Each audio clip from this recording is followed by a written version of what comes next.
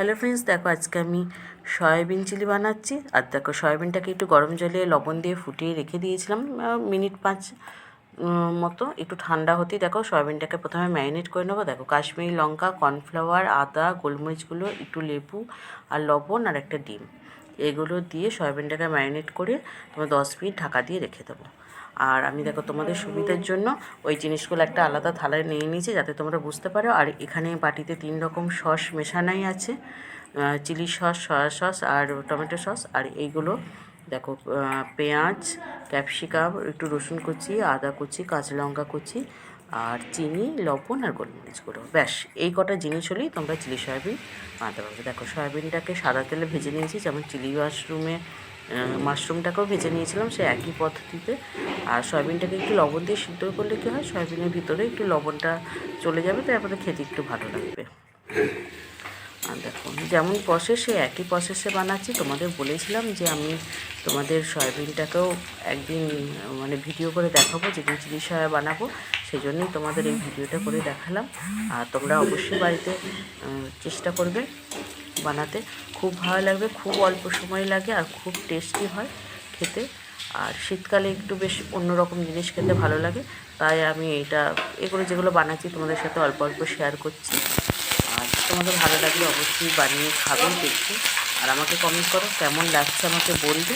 আর যদি না বুঝতে পারো আমাকে আরেকটু জিজ্ঞাসা করে নেবে, কমেন্ট করে, আমি বলে দেবো। আর খুব সোজা, দেখো আমি ধাপে ধাপে তোমাদের বানিয়ে দেখিয়ে দিচ্ছি। দেখো পেঁয়াজ দিয়ে দিয়েছি তেলেতে, মানে প্রথমে রসুন দিয়ে দিয়েছিলাম, তারপর আদা কুচি, রসুন কুচি সব দিয়ে পেঁয়াজ দিয়ে দেখো সয়াবিনটাকে একটু লবণ দিয়ে ভেজে দিয়েছি। এটা খেতে খুব ভালো লাগে, কারণ কর্নফ্লাওয়ার ডিম থাকে। ও দেখো ভাজা সয়াবিনগুলি খেতে শুরু করে দিয়েছে।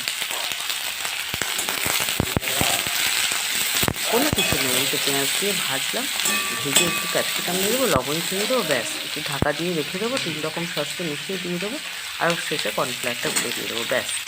আর আমি সসের সাথেই কর্নফ্লাওয়ারটা গুলে রেখে দিয়েছি যাতে অসুবিধা না হয় আবার। আর তোমাদের ভাগ ভাগ করে দেখিয়ে দিলাম যাতে তোমাদের সুবিধা হয়, যে তোমরা যাতে গোলমাল না হয়, ওই জন্য আমি দুটো থালায় আলাদা করে ভাগ করে তোমাদের দেখিয়ে দিলাম। তোমরা সেই অনুযায়ী করার চেষ্টা করো, যারা এখনও এগুলো করো না। আমি খুব সহজ পদ্ধতিতে করে দেখিয়ে দিচ্ছি তোমাদের, যাতে তোমরা খুব তাড়াতাড়ি জিনিসটা করতে পারো। আর আমি একটু রান্না একটু সোজা পদ্ধতি করি, কেন আমার বেশি মানে অনেক কিছু করে আমার করতে ভালো লাগে না। আমার মনে হয় সবসময় রান্না একটু চটজলদি যেগুলো হবে সেগুলোই ভালো লাগে, তাই আমি নিজেও এইভাবে বানাচ্ছি। ব্যাস এরপর সিদ্ধ হয়ে যাবে, সস দিয়ে দেবো, তাহলে আমাদের চিলি সয়া রেডি। এইটুকু ভিডিও তোমাদের সাথে আজকে পোস্ট করলাম, তোমাদের যেহেতু বলেছিলাম তাই পোস্ট করে দেখালাম।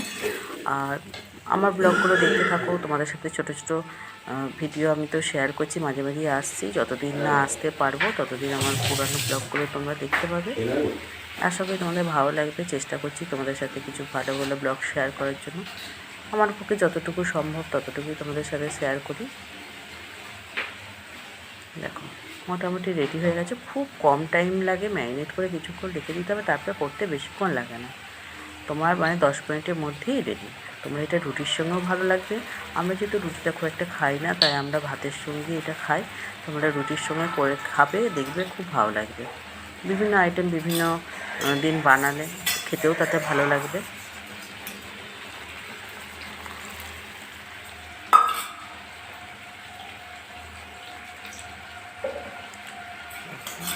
খুব তাড়াতাড়ি হয়, তোমরা একদিন বানাও না, দেখো না কেমন লাগে। আর আমি দেখি অবশ্যই ভালো লাগবে। তাহলে যদি আমার চ্যানেলটা সাবস্ক্রাইব করে দেবে যদি আমার ভিডিওগুলো ভালো লাগে, আর অবশ্যই তো লাইক কমেন্ট করবে। তাহলে আজকের মতো রাখছি, আবার কোনোদিন আসবো তোমাদের সাথে কোনো একটা নতুন ব্লগ নিয়ে।